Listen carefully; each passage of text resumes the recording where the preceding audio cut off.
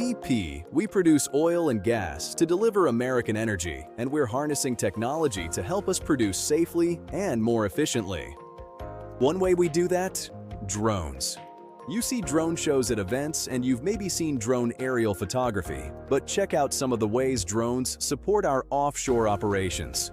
Since 2023, drones have taken on some of the toughest inspection work in the Gulf of America, removing the need for people to enter small, confined spaces. More than 1,700 hours of confined space work have been eliminated, reducing the risk of potential injury and enabling increased access to hard-to-reach areas.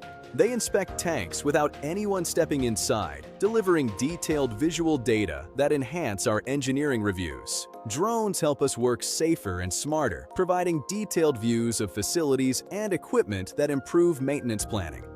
They also support inspections in areas that would otherwise be difficult or time-consuming for people to access, such as areas near the water without walkways.